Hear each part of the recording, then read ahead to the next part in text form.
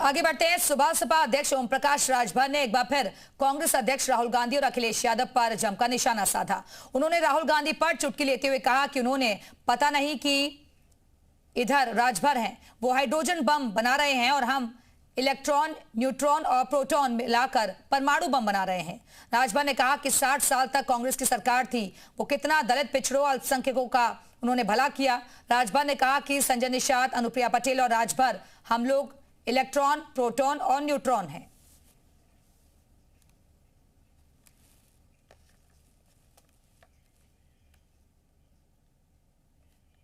कांग्रेस की सरकार थी, 60 साल में पिछड़े दलित अल्पसंख्यक का कितना भला किए हैं। वो तो घूम घूम खुद कह रहे हैं कि पिछड़े दलित के साथ अन्याय हो रहा है। 60 साल तो आपकी सरकार थी, तो आप ये क्यों नहीं गिनाते हो कि 60 साल में हमने ये भला किया है पिछड़ों का, दलितों का, मुसलमानों का। इसको बताना चाहिए। सुन रहे हैं कि वो का नाम है हाइड्रोजन बम बना रहे हैं, उनको पता नहीं किधर राजभर हैं। ओपी राजभर के बयान से पहले राहुल गांधी ने बिहार में एसआईआर के मुद्दे को लेकर कई बार हाइड्रोजन बम फोड़ने की बात कही, लेकिन एक बार फिर वो मीडिया के सामने आए और बिना कोई धमाका किए चले गए। सिर्फ चुनाव आयोग और सरकार पर आरोपों की झड़ी लगा दी।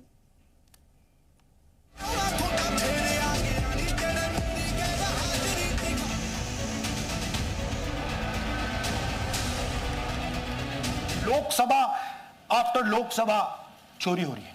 राहुल गांधी इस देश के वोटर्स का अपमान कर रहे हैं। ये इनकी डिटेल लिस्ट देख लीजिए। बार बार राहुल गांधी जी का प्रयास है कि लोकतंत्र पर प्रहार किया जाए, भारत के लोकतंत्र को कमजोर किया जाए, जनता को गुमराह किया जाए। क्या चुनाव आयोग में राहुल गांधी ने कोई जासूस ढूंढ लिया? क्या ज्ञानेश कुमार की टीम में मौजूद ये जासूस राहुल को इंफॉर्मेशन दे रहा है? राहुल की माने तो उससे तो कम से कम यही लगता है। इलेक्शन कमीशन के अंदर से पहले नहीं हो रहा था, अब इलेक्शन कमीशन के अंदर से इंफॉर्मेशन आ रही है। यह रुकेगा नहीं, यह रुक नहीं सकता है, क्योंकि हिंदुस्तान की जनता इस बात को एक्सेप्ट नहीं करेगी। एक बार हिंदुस्तान की जनता को, हिंदुस्तान के युवाओं को पता लग गया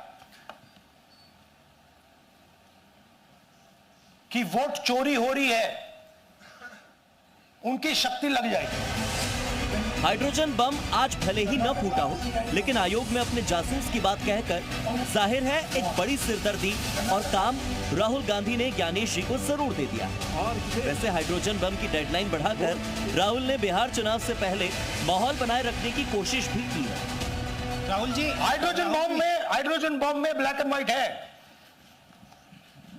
मैं फाउंडेशन लगा रहा हूं, मैं फाउंडेशन क्रिएट कर रहा हूं, है हमारे पास। मैं स्टेज पे बिना प्रूफ के नहीं चढ़ूंगा, बता रहा हूं। अपने कथित वोट चोरी के आरोप पर आज राहुल गांधी अपना दूसरा एपिसोड यानी पार्ट 2 लेकर आए, लेकिन यह अभियान 2 से 3 महीने चलने की बात कहकर मैसेज दे दिया कि अभी इसके कई सीक्वल्स आने बाकी हैं। और इन सब के बीच राहुल देश और खास तौर से युवाओं के जहन में अपने दावे को उतारने की कोशिश करते रहे। The day the people of India realize that आपका जो लोकतंत्र है, आपका जो संविधान है, वो आपसे चोरी हो गया है, उस दिन काम हो जाएगा। बीजेपी ने न सिर्फ राहुल गांधी के नए आरोपों को खारिज किया, बल्कि संस्थाओं के प्रति उनके रवैये और राहुल की भाषा पर फिर से सवाल खड़े किए। 14 से बोल रहे हैं कि सब मोदी जी की जीत फर्जी है। क्या मतलब है इसका? कुछ समझते हैं आप? राहुल गांधी इस देश की जनता का अपमान कर रहे हैं। राहुल गांधी इस देश के वोटर्स का अपमान कर रहे हैं, जिन्होंने नरेंद्र मोदी को इतना वोट दिया, जिताया।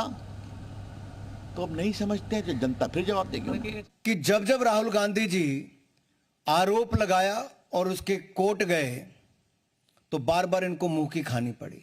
आप सारे उदाहरण उठाकर देख लीजिए। कभी माफी मांगनी पड़ी, तो कभी कोर्ट की लताड़ खानी पड़ी। तो क्या इसी डर से राहुल गांधी जी शपथ पत्र नहीं दे रहे? बिहार में चुनाव, इसके बाद पश्चिम बंगाल की बारी आएगी। एसआईआर पर पहले ही बहुत विवाद है और ऐसे वक्त में राहुल वोटर्स को यह समझाने में कोई कसर नहीं छोड़ना चाहते कि वो जो कह रहे हैं वही सही है। ब्यूरो रिपोर्ट, जी मीडिया। राजेश चौधरी जी इस वक्त हमारे से जुड़ गए हैं। राजेश जी, बहुत स्वागत है आपका जी उत्तर प्रदेश उत्तराखंड पर। राजेश जी, एक बार फिर से चुनाव आयोग पर निशाना साधा है, राहुल गांधी ने सवाल उठाए हैं और हाइड्रोजन बम फोड़ने की बात कर रहे हैं वो। देश गंभीरता से नहीं लेता। राहुल गांधी फ्रस्ट्रेशन में चले गए हैं। लगातार 3 चुनाव हारने के बाद लोकसभा के, और मुझे लगता है अब तक वो 50-60 चुनाव हार चुके हैं देश के अंदर। हारने का एक कीर्तिमान बनाएंगे और गिनीज वर्ल्ड ऑफ बुक में जो अपना नाम दर्ज कराएंगे वो चुनाव हारने वाले नेता के रूप में। अच्छा, वो फुस बम खुद ही है, वो क्या बम फोड़ेंगे, वो तो खुद ही फुस बम है जो आवाज भी नहीं करता है, ऐसा बम है वो तो एक मंदबुद्धि बालक की जो हरकतें होती हैं, एक जो मिलिट्री रिटायर्ड आदमी जो हरकतें करता है वो हरकतें राहुल गांधी कर रहे हैं। इसके अलावा और कुछ नहीं है। आप इस देश के संविधान को चुनौती दे रहे हो, देश के संविधान की रक्षा की बात नहीं, वो कह रहे हैं कि जो मैं बोल रहा हूँ वो सबूतों के जरिए बोल रहा हूँ, मेरे पास सबूत है। मैं भी देख रहा था उसको, कल उन्होंने जो प्रेस कॉन्फ्रेंस की, कुछ सबूत नहीं था उसमें, कुछ नहीं था। और कल ही जवाब दे दिया निर्वाचन आयोग ने। आपकी लड़ाई देश की जनता से है, देश के संविधान से है, या फिर इस देश में जो समस्याएं उनसे, ये तय करना होगा। आप चुनाव आयोग से लड़ रहे हैं बीजेपी को, तो आप हरा नहीं पा रहे। बीजेपी तो लगातार आपको धूल चटा दे रही है। तो अब राहुल गांधी की बुद्धि पे मुझे तो तरस आता है। राजेश जी, लेकिन अगर वो हाइड्रोजन बम फोड़ेंगे तो आपके पास भी अपना बम है क्या? देखिए, हम बम फोड़ने का काम नहीं करते, हम तो सृजन का काम करते हैं। हम नहीं, तो आपके निर्माण का सहयोगी काम कह रहे हैं कि करते भाई सर, आपके सहयोगी कह रहे हैं कि हमारे पास तो परमाणु बम है। फिर संजय निषाद, अनुप्रिया पटेल और राजभर जी, हम लोग तो निर्माण का काम कर रहे हैं। उत्तर प्रदेश में योगी जी की सरकार विकास के नए कीर्तिमान बना रही है। सबसे अधिक एक्सप्रेसवे बनाने का काम हमारी सरकार ने किया। उत्तर प्रदेश को उत्तम प्रदेश बनाने का काम हमारी सरकार ने किया। इस सरकार ने कानून का राज स्थापित करने का काम किया। इस सरकार ने सर्वाधिक इन्वेस्ट उत्तर प्रदेश में लाने का काम किया। आज उत्तर प्रदेश प्रगति की दिशा में तेजी के साथ दौड़ रहा है। हमारा काम उत्तर प्रदेश की जनता के जीवन स्तर को सुधारना है। हमारा काम इस उत्तर प्रदेश को श्रेष्ठ प्रदेश बनाने का है। ठीक है, फिलहाल के लिए बहुत बहुत शुक्रिया आपका राजेश जी हमारे से जुड़ने के लिए। और अरुण राजभर जी इस वक्त हमारे से जुड़ गए हैं एसबी से। अरुण जी, बहुत स्वागत है आपका जी उत्तर प्रदेश उत्तराखंड पर। अरुण जी, राहुल गांधी को आपने सुना होगा, प्रेस कॉन्फ्रेंस उन्होंने की थी। वो कह रहे हैं कि हाइड्रोजन बम उनके पास है और वो सबूतों के आधार पर जो अपनी बात कह रहे हैं वो रख रहे हैं, वो फाउंडेशन तैयार कर रहे हैं फिलहाल। देखिए, उनके पास कोई सबूत नहीं है। जनता के बीच में वो खारिज हो चुके हैं। जनता का दिल नहीं पा रहे हैं। वो अपने दिल में दर्द लेकर के वो जनता के बीच में ये बताना चाहते हैं कि मुझे प्रधानमंत्री बनना है, मैं आपके साथ काम करना चाहता हूं, क्योंकि 55 साल तक मैंने आपके लिए कुछ नहीं किया, न पिछड़ों के लिए किया, न दलितों के लिए किया, न आदिवासियों के लिए किया, न गरीबों के लिए किया। क्योंकि वही लोग कहते थे ना कि 1 रुपया मैं भेजता हूं तो 85 पैसा खा जाते हैं और 15 पैसा हमारे जनता के बीच पहुंचता। ये 85 पैसा खाने वाले लोग आज कह रहे हैं देश के प्रधानमंत्री से या संविधान पर ये लोग हमला कर रहे हैं कि ये हमारा वोट चोरी हो रहा है। आपकी जब सत्ता थी 55 साल तक, तो आपने वोटर लिस्ट को सुधारने का काम नहीं किया। आपने पूरे त्रिस्तरीय पंचायत चुनाव सभी राज्यों में होता है और त्रिस्तरीय पंचायत चुनाव में ग्राम पंचायत के जो प्रधान लड़ते हैं, बीडीसी होते हैं, जिला पंचायत, वो वोटर लिस्ट एक एक आदमी का सुधार देते हैं। लेकिन आप लोकसभा विधानसभा में त्रिस्तरीय पंचायत चुनाव की वोटर लिस्ट को लोकसभा विधानसभा में समाहित नहीं कराने की बात करते हो और आप कहते हो हम ये बम छोड़ रहे हैं, वो बम छोड़े, ये चिरकुटिया बम छोड़ पा रहे हैं। इनके पास जब वो बम बनाते हैं तो ये फुस्ती निकल जाती है। संजीव सिंह जी, कांग्रेस प्रवक्ता भी इस वक्त हमारे साथ जुड़ गए। अरुण जी, आप बनी रहेगा। संजीव जी, वो कह रहे हैं ये फुस बम है भाई, इसका कोई फायदा नहीं होने वाला है। और आपको मौका तो पहले भी मिला था ना, आप फिर से ये वाला नया शिगुफा छेड़ने आ गए आप लोग। दरअसल दिक्कत क्या है कि भारतीय जनता पार्टी उनके सहयोगी दलों से तो सवाल ही नहीं है। सवाल बार बार हो रहा है चुनाव आयोग से और बार बार नेता प्रतिपक्ष माननीय राहुल गांधी जी इस चीज को कह रहे हैं कि देश का लोकतंत्र संविधान तभी सुरक्षित रहेगा जब एक व्यक्ति का एक वोट का अधिकार सुरक्षित रहेगा। और ये जिन बमों की बात कर रहे हैं, दरअसल इनका कल्पक्कम जो है आरएसएस है। तो ये विस्फोट अगर करेंगे, ये न्यूट्रॉन बनेंगे, प्रोटॉन बनेंगे, इलेक्ट्रॉन बनेंगे, तो ये तो भारतीय जनता पार्टी के लिए विस्फोटक है। ये इनका केंद्र ही, इनका कलपक्कम ही आरएसएस मुख्यालय खड़गपुर है। और हम भूले नहीं हैं। यही ओम प्रकाश राजभर जी, जिनको बहुत मैं बहादुर मानता था, जब कहा था कि देश में सबसे झूठ बोलने वाला नेता कोई, उसका नाम नरेंद्र मोदी है। और 22 के चुनाव में कहा था कि रिजल्ट इस तरह के आएंगे कि योगी आदित्यनाथ भीख मांगते दिखेंगे। आज ओम प्रकाश राजभर जी की हालत देख करके तो तरस आता है। इससे ज्यादा क्या बोलूं। ठीक है, आप दोनों बने रहेंगे, एक बार सुनवा लेते हैं ओम प्रकाश राजभर की तरफ से क्या कहा गया। 2 साल कांग्रेस की सरकार थी, 60 साल में पिछड़े दलित अल्पसंख्यक का कितना भला किए हैं।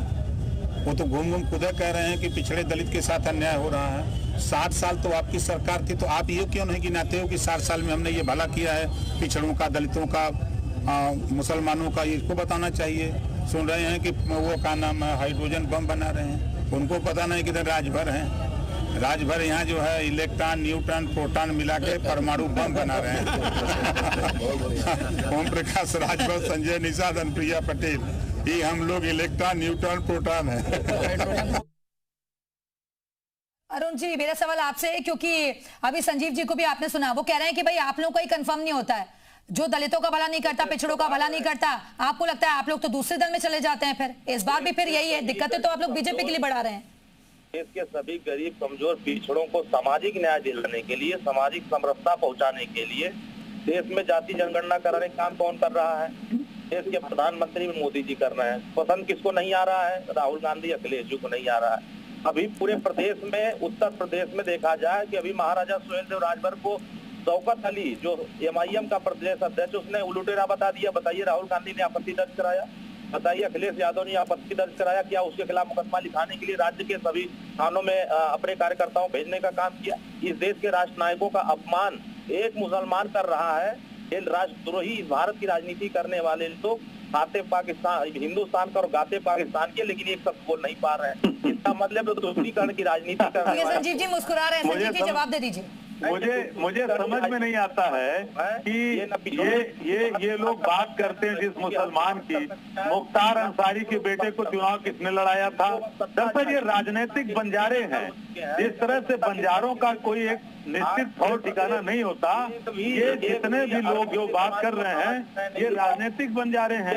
आज भाजपा के साथ हैं, कल सपा के साथ होंगे, कल किसी और के साथ होंगे। जिनका एक चरित्र, इनका एक विचार नहीं है, ये क्या बात करेंगे?